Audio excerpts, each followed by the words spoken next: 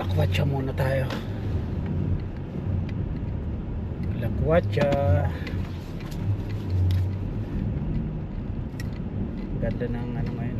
Maaraw pero malamig sa labas. Mag-vlog tayo. Welcome vlog. Welcome to my vlog. Yeah, magba-vlog tayo mga lods.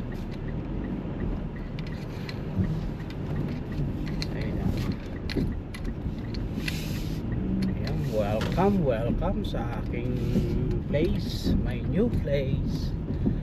Dito ako nakatira na dahil sa work. Work ko, pero ang trabaho ko ay 32 minutes drive balikan.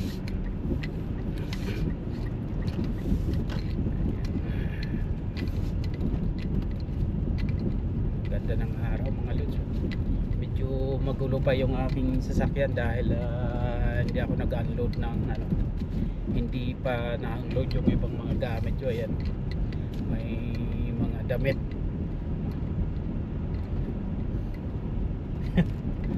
Buhay ano, biyahero.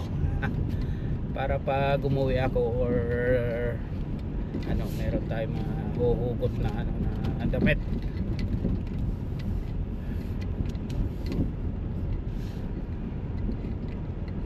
So this is third.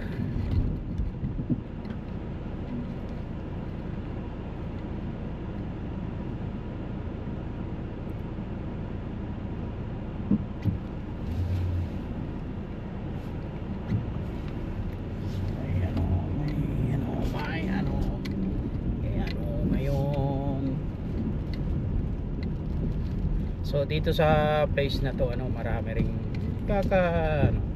kakailan-ilan din yung mga pamilyang Pilipino dito. Ayan, maraming mga binibintang bahay dito. At itong lugar na to mga 1 hour 15 minutes pa. Hindi, 1 hour 20 minutes pa mula dito sa town na to papuntang Saskatoon ay mga 1 hour 20 minutes drive.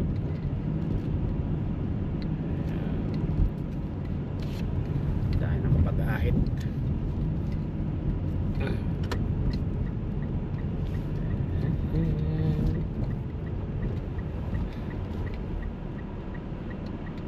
Kita niyo yan.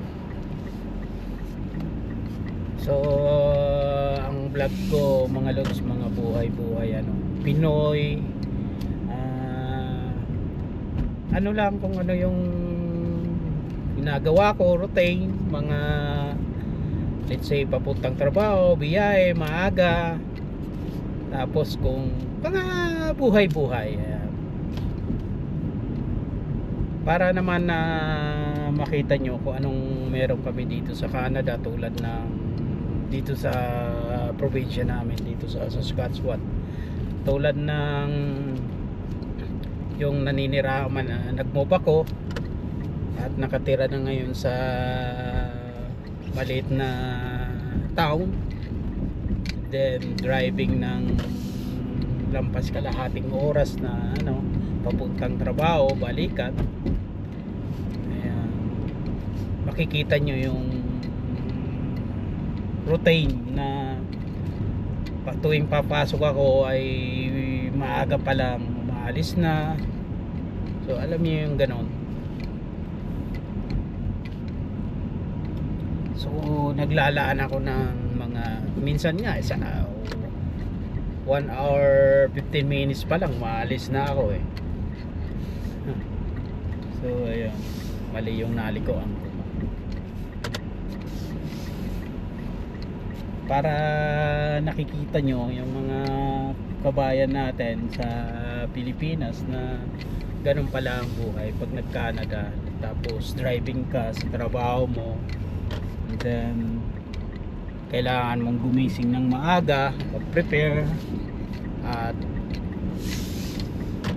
plano yung travel, lalo na kung snowing, nag-i-snow yung panahon, di Tapos kailangan mo ng medyo maaga. Ayan. Bukas pa to. Bukas pa to.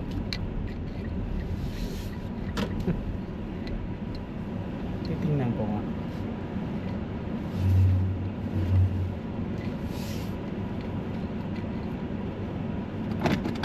Ayan.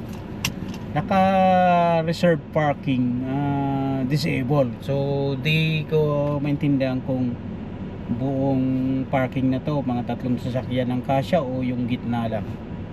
So, I'm confused. Ayan. Mostly kung may disabled, yung may guhit tapos may markings or may ano tawag nito, may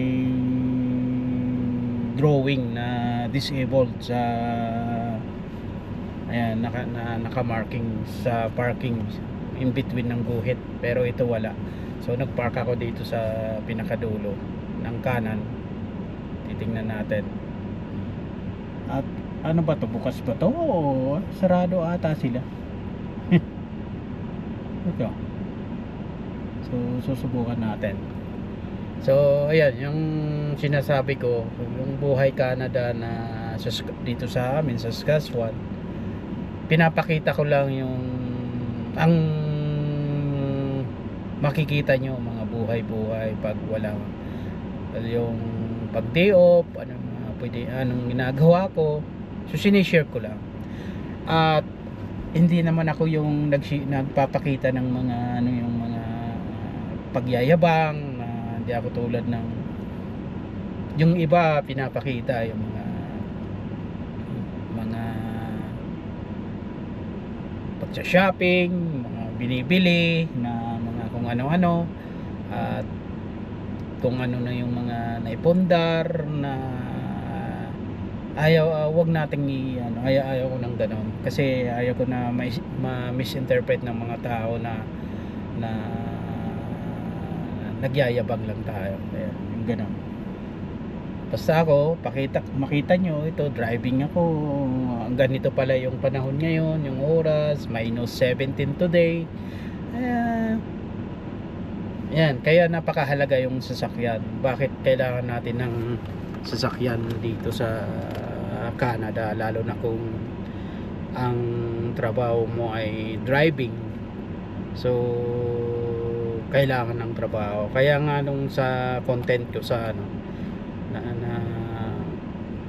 pwede kang walang sasakyan, pero pag nasa malaking city ka like Vancouver, Toronto, or dito sa amin ng capital ng Saskatchewan, Regina, may public transportation, mga bus. Ayan, kahit wala kang sasakyan, kung magko-commute ka lang, ano ka lang, yung magta-transportation ka, pwede kang sumakay tapos lakad. Ayan, kung malapit lang naman.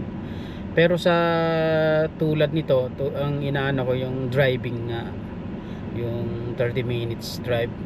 Tapos kung yung iba kasi pag may sasakyan ka na na madalian, kahit anytime pwede kang mag-drive, pwede kang pumunta, o kung may kailangan kang puntahan, alam niyo na yun, yung gano'n. So yan, ayan, buhay Canada. Ito ang buhay. Day off ko ngayon, kahapon Saturday and Sunday ang day off ko, tapos back to work na naman Monday to Friday. And pang 3 weeks ko pa lang kasi mga lods sa bago kong trabaho. Tapos kumbaga, kung tapos na yung aking training period, bibigyan na daw nila ako ng schedule na overtime, kasi sa amin alternate yon, yung overtime ng weekend. Meron kasi kaming work ng weekend, pero ina-alternate doon, yun, salitan. So ayan mga lods, sisilipin ko lang dito, mukhang sarado nga. Ayan, so mamaya uli mga lods.